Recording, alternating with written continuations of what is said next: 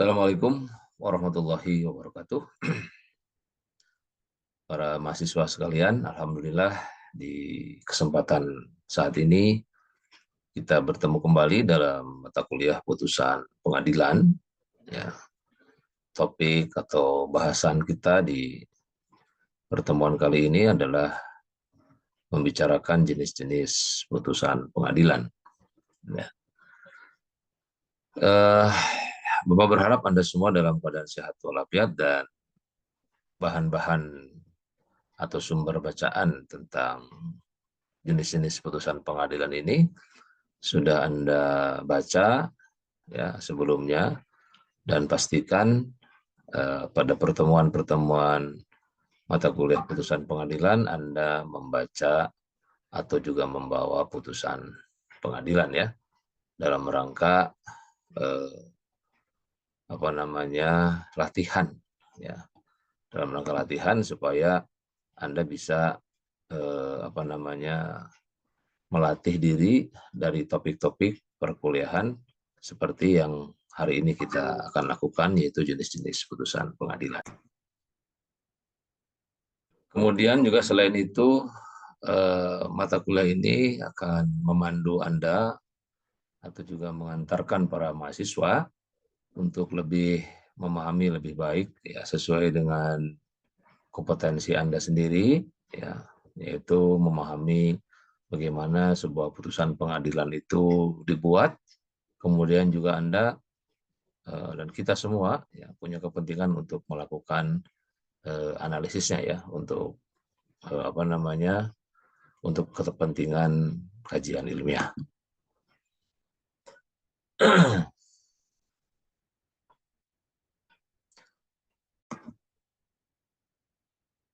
Baik, saudara sekalian, berikut adalah penjelasan materi perkuliahan kita di kesempatan kali ini, jenis-jenis putusan pengadilan. Ya, slide ini tentu bisa Anda temukan nanti di portal atau juga website yang Bapak punya ya. Silakan Anda berkunjung ke website yang terkait dengan silabus, itu ada di situ bahan-bahan ini. Baik, kalau kita bicara jenis-jenis putusan pengadilan, maka paling tidak kita bisa membaginya dalam 4 bahasan. Dalam 4 bahasan. Yang pertama, dilihat putusan itu berdasarkan lingkup peradilannya. Ya, kemudian yang kedua, putusan pengadilan bisa juga dilihat berdasarkan tahapan-tahapan dalam suatu persidangan. Ya. Dalam hal ini ada putusan sela dan putusan akhir dalam proses persidangan. Kemudian juga jenis putusan ini bisa dilihat berdasarkan kehadiran ya, para pihak yang berperkara. Nanti bisa kita sebut ada perstek, ya, kemudian gugur dan kontradiktoir. Ya. Dan yang terakhir berdasarkan amar, ya, terutama dalam perkara perdata ini bentuknya kabul, tolak, dan NO ya untuk perkara perdata. Baik, sekarang kita bicara putusan dalam perkara pidana. Kalau kita kaji apa itu putusan pidana ini, ya ini kembali kepada definisi putusan. Proses peradilan itu berakhir dengan suatu putusan akhir atau vonis kalau dalam putusan pidana ya. Jadi ada beberapa pengertian putusan itu juga diartikan sebagai hasil ya, atau juga kesimpulan kan dari suatu yang telah dipertimbangkan dan dinilai dengan matang ya, dan dibentuk tertulis maupun juga secara lisan. Nanti Anda bisa temukan biasanya kalau dalam putusan pidana itu ada di pasal 1 butir 11 KUHP ya. Di situ dinyatakan bahwa putusan pengadilan adalah pernyataan hakim yang diucapkan dalam sidang pengadilan yang terbuka ya. Jadi pengadilannya dinyatakan terbuka Ya. Tidak bisa suatu putusan dinyatakan tertutup ya kalau dalam putusan semua putusan. Yang bisa berupa pemidanaan kalau pidana ya, atau bebas ya, atau juga lepas dari segala tuntutan hukum dalam hal serta menurut cara yang diatur melalui undang-undang ya. Nah, masih di hukum acara pidana di KUHP itu ada tiga kan, tiga bentuk atau tiga macam putusan hakim ya, yang diatur di dalam pasal 191 ya. Nanti Anda lihat misalnya di ayat 1 maupun ayat 2 ya. Yang pertama ada putusan apa itu? Anda bisa menyimaknya atau mengetahuinya? Ya, putusan eh, dalam perkara pidana ini kita bisa nyebutnya putusan bebas ya, atau prispak ya. Jadi putusan bebas itu kalau pengadilan punya kesimpulan atau pendapat bahwa berdasarkan hasil pemeriksaan dalam persidangan, ya, kesalahan terdakwa atas perbuatan yang didakwakan kepadanya itu tidak terbukti. Ya, secara sah, secara meyakinkan, ya, jadi nggak ada buktinya. Nanti ketemu dengan KUH Perdata, ya, yang nggak ada buktinya itu kesimpulannya nanti ditolak, ya, putusannya. Kalau dalam perkara pidana itu putusannya diputus bebas, ya. Jadi nggak yang didakwakan, kesalahan yang terdakwa atas perbuatan yang didakwakan itu nggak ada bukti secara sah dan meyakinkan. Apa yang dimaksud dengan perbuatan yang didakwakan kepadanya itu tidak terbukti secara sah dan meyakinkan, yaitu tidak cukup adanya bukti lah menurut hakim. Ya, atas dasar pembuktian dengan menggunakan alat bukti yang diatur dalam hukum acara pidana. Ya. Nah, jadi nanti Anda bisa temukan di hukum acara pidana ini eh, hakim menjatuhkan putusan yang berupa putusan bebas apabila ya dalam proses pemeriksaan ya ditemukan misalnya eh, tidak terpenuhi asas pembuktian secara negatif. Ya, jadi pembuktian di persidangan itu nggak cukup untuk menunjukkan kesalahan terdakwa, ya, dan sekaligus juga kesalahan terdakwa yang tidak cukup bukti, nah, dan diyakini oleh hakim. Ya. Kemudian juga tidak memenuhi batas minimum pembuktian. Ya. Bertitik tolak dari kedua asas di dalam pasal berapa itu 183 KUHP, ya, bahwa putusan bebas sebetulnya didasarkan pada penilaian dan pendapat hakim. Ya. Apa dia? Kesalahan ya, yang didakwakan kepada terdakwa itu memang tidak ada buktinya. Ya, tidak ada buktinya. Semua alat bukti yang diajukan ke persidangan nggak mampu membuktikan kesalahan terdakwa. Nah, kalau begitu, maka perbuatan terdakwa tidak terbukti secara sah dan meyakinkan. Demikian pula secara nyata hakim menilai bahwa pembuktian kesalahan yang didakwakan itu tidak memenuhi ketentuan atas batas minimum pembuktian. Ya. Yang ini juga nanti bertentangan dengan pasal 185 ayat 2 bahwa seorang saksi ya bukan saksi. Ya. Eh, Sekalipun misalnya secara formal kesalahan terdakwa itu dapat dinilai ada cukup buktinya, tapi nilai pembuktian yang cukup ini lumpuh kalau misalnya tidak didukung oleh keyakinan hakim. Oleh karenanya, dalam putusan pidana, hakim harus jeli, ya, hakim harus cermat untuk melihat argumentasi jaksa penuntut umum, baik mengenai kesalahan terdakwa, perbuatan yang didakwakan, ya, dan alat-alat bukti yang ada, ya, termasuk juga di dalamnya penasehat hukum dalam membela terdakwa, ya. Itu untuk putusan perkara pidana, ya, putusan perkara pidana.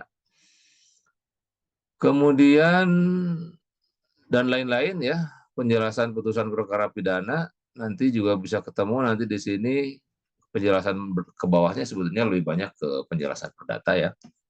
Nah, penjelasan perdata, tapi secara singkat ingin dijelaskan kepada Anda bahwa putusan-putusan pidana ini nomor satu tadi nanti amarnya adalah bebas, ya, bebas.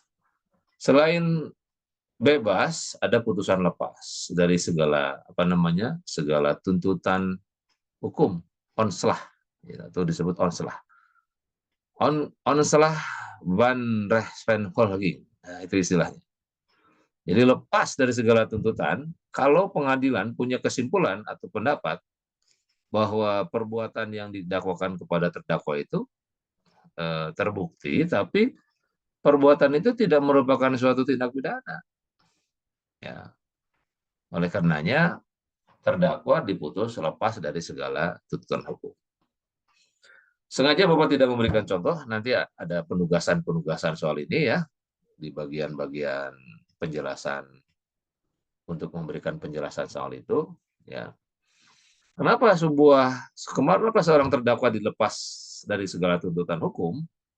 Pertama, ya, salah satu sebutan hukum pidana yang didakwakan ya tidak cocok. Ya, seperti misalnya melakukan perbuatan yang dituntut dengan tindak pidana penipuan atau penggelapan, tetapi dalam faktanya diperoleh bahwa perbuatan itu tidak masuk dalam lingkup hukum pidana, tapi masuk lingkup hukum perdata. Ya. Atau ada keadaan-keadaan istimewa yang menyebabkan terdakwa tidak dapat dihukum. Ya. Itu putusan pidana, ya, dan lain-lain dan lain-lain. Saya kira nanti Anda bisa menemukan banyak hal soal putusan perkara pidana ini, ya. Kemudian putusan perkara perdata, putusan yang diucapkan oleh majelis hakim yang menangani perkara perdata dengan HIR dan RBG sebagai ketentuan utama dalam menyusun putusan itu. Nah, nanti ada penjelasan HIR itu apa, kemudian juga RBG juga apa, HIR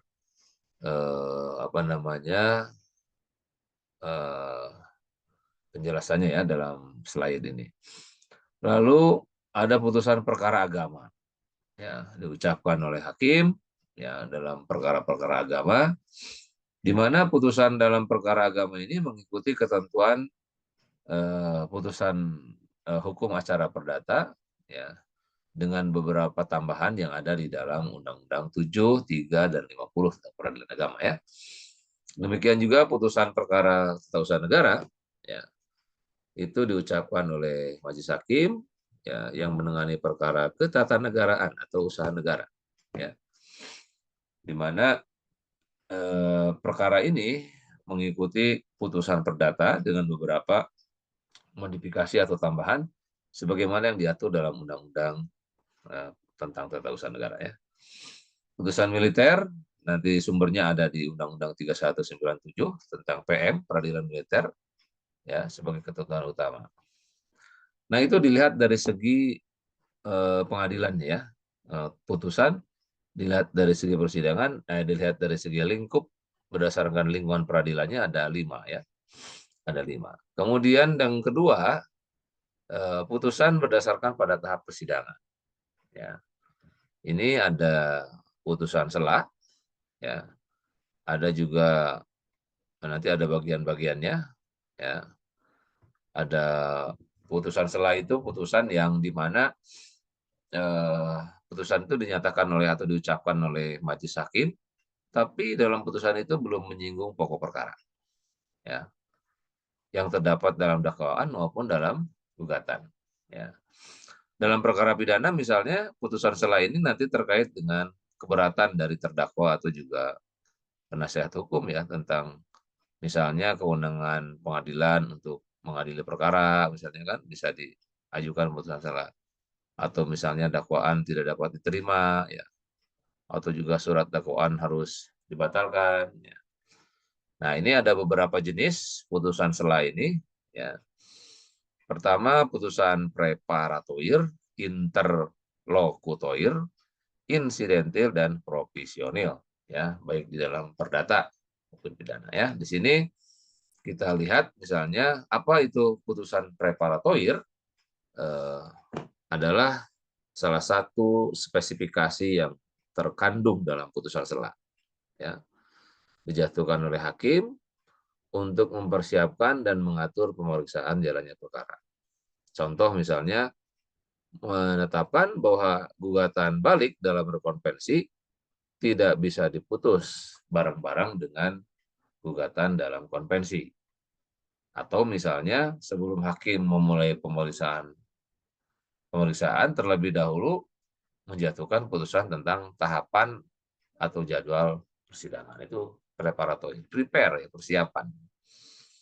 Umpamanya pembatasan pada tahap jawab menjawab ya, atau juga tahap-tahap pembuktian ya.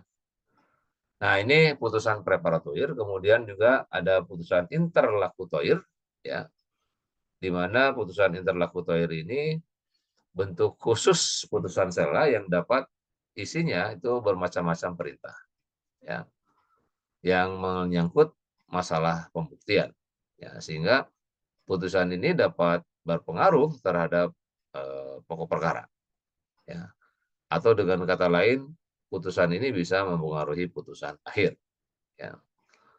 Nah, di antaranya misalnya putusan yang memerintahkan pendengaran keterangan ahli ya berdasarkan satu riwayat HIR. Di sini hakim secara officio ya maupun atas permintaan salah satu pihak menganggap perlu mendengar keterangan ahli ini ya supaya perkaranya lebih jelas. Ya.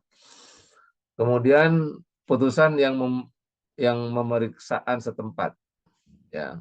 Jadi kalau hakim berpendapat atau atas permintaan salah satu pihak ya perlu ada desente pemeriksaan setempat ya, maka pelaksanaannya dilakukan oleh hakim ya dan panitera ya.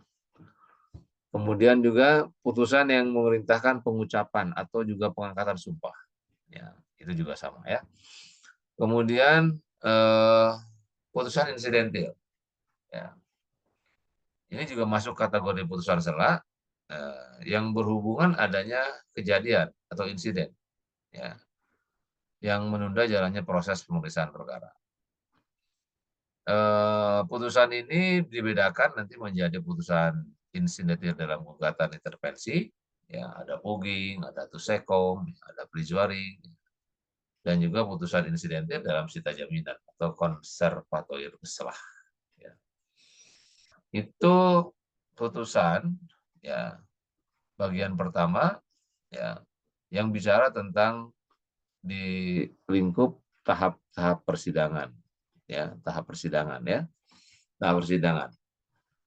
Kemudian yang kedua ada putusan akhir ya. Jadi putusan yang diucapkan oleh majelis hakim ya untuk memeriksa pokok perkara ya dengan memperhatikan fakta-fakta yang terjadi dalam persidangan. Nah, ini yang disebut dengan end ponis atau ya ponis terakhir.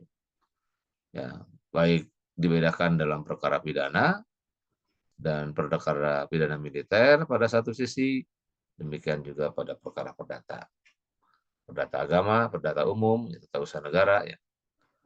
Penjelasannya. Pertama, dalam perkara pidana dan militer, ya, bisa bersifat pemidanaan, ya, atau juga yang bukan bersifat pemidanaan, ya, yang terdiri dari bebas tadi sudah ya, atau lepas dari segala tuntutan. Kalau dalam perdata, baik agama perdata umum, itu nanti ada jenisnya deklaratoir, kondemnatoir, dan konstitutif.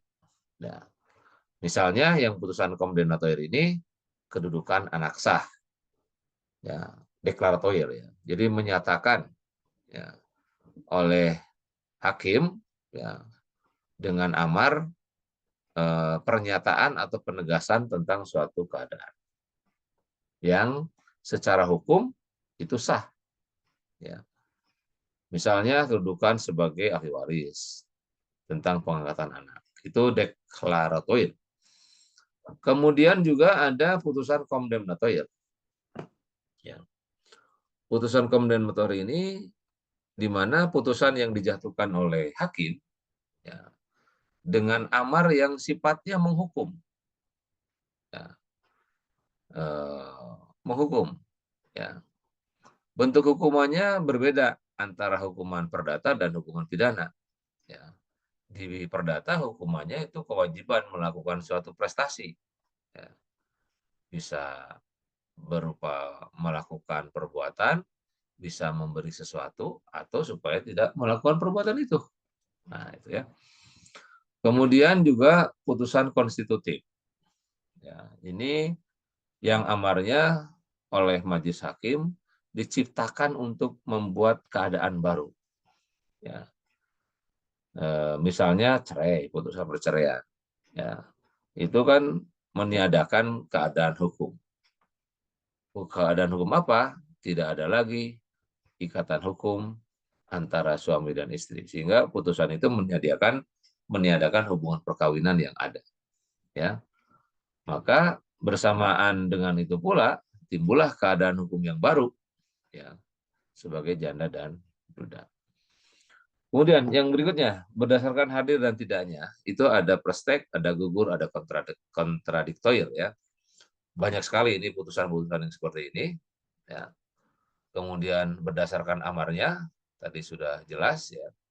Kalau di perdata ya itu putusan negatif, putusan yang tidak bisa menerima penggugat. Ya, ini biasanya karena tidak terpenuhnya syarat-syarat hukum baik formil maupun material. Ya. Jadi formil materialnya nggak terpenuhi, maka putusan itu masuk dalam kategori putusan negatif. Ya. Kemudian putusan menolak, ya, gugatan, ya, di mana putusan akhir yang dijatuhkan setelah menempuh seluruh tahapan pemeriksaan, ya, tetapi dalil-dalilnya tidak terbukti. Ini juga negatif. Ya. Yang terakhir, putusan mengabulkan, ini campuran antara positif dan negatif, baik mengabulkannya sebagian atau seluruhnya, atau juga menolak, tidak menerima selebihnya. Ya. Jadi putusan akhir yang dalil gugat ada yang terbukti dan ada pula yang tidak terbukti. Yang terakhir, putusan mengabulkan gugatan penggugat seluruhnya. Nah, itu ya penjelasan tentang jenis-jenis putusan di pengadilan. Nanti memenuhi kelengkapan dari pendalaman materi ini, Bapak harapkan Anda bisa membuat tugas, ya. Tugasnya berdasarkan putusan yang Anda punya. Silahkan, apakah Anda mau melihat dari aspek lingkungan peradilannya? Boleh, silahkan ya. Mau pidana, perdata, perdata agama, tun, militer, silahkan. Nanti apa yang dicarinya, Pak? Yang dicarinya adalah silahkan Anda mencari, misalnya, putusan dilihat dari tahap persidangan. Ya. Jadi bebas lingkup peradilannya. Itu apa saja? Contoh putusan ya. Contoh putusan Anda berikan penjelasan singkat, ya. Pada saat apa hakim menjatuhkan putusan sela dan putusan akhir dalam lingkup peradilan yang mana, silakan tadi. Atau juga Anda bisa memberikan contoh putusan berdasarkan hadir dan tidaknya pihak, bisa gugur, prestek, ya. Atau juga berdasarkan amar, bisa bebas, lepas, kabul, tolak, NO, ya. Itu seperti itu. Nah, caranya Anda menulis nomor putusan nomor berapa, kemudian yang kedua apa namanya, silahkan pilih ya uraian singkat duduk perkara, kemudian amar yang dikabulkannya apa, kemudian jelaskan alasan kabul itu kenapa, kalau misalnya di bagian amar kenapa itu tolak, kenapa itu NO, kenapa itu lepas, kenapa itu bebas kalau dalam putusan pidana, ya harus ada penjelasannya kenapa seperti itu kalau Anda yang menulis jenis putusan berdasarkan amar. Kalau Anda menulis berdasarkan hadir tidaknya pihak, perstek, gugur, kontradiktoir misalnya, ya Anda kasih alasan. Kenapa dia dihukum perstek? Ya, berarti dilihat dari tidak hadirnya proses gugatan itu ya, tidak hadir. Jadi perkaranya nomor berapa, kemudian juga kasusnya apa, ya singkat, kemudian juga apa namanya perstek, gugur dan kontradiktor. Jadi yang menulis bagian jenis putusan, ya tadi sudah disebutkan ada jenis putusan itu ada dilihat dari lingkup peradilan. Silahkan mau peradilan apapun, ya nanti Anda harus contohkan satu-satu, tunjukkan satu-satu. Kalau berdasarkan persidangan, putusan sela, putusan akhir. Itu bagaimana ininya? Contoh putusannya, ya, contoh putusannya. Jadi Anda memotret, menganotasi putusan itu, memberikan catatan anotasi, ya, memberikan catatan atau anotasi terhadap putusan itu, ya, silakan pilih. Mau berdasarkan tahap persidangan, harus tuntas berarti putusan sela, putusan akhir. Kalau berdasarkan hadir tidaknya pihak, berarti perstek, gugur, dan kontradiktoir. Kalau berdasarkan amar, kabul, tolak, NO, bebas, lepas. Nah, itu jelaskan contoh-contoh putusannya. Banyak berarti ya, Anda menunjukkan contoh putusan, silakan kerjakan. Ya, nanti selebihnya kita bicarakan di grup kelas kalau memang penjelasan ini kurang bisa dipahami. Oke, saya kira itu saja ya pertemuan kita di kesempatan kali ini. Mudah-mudahan Anda bisa memahami dengan baik apa yang disampaikan pada kesempatan ini. Terima kasih. Wassalamualaikum warahmatullahi wabarakatuh.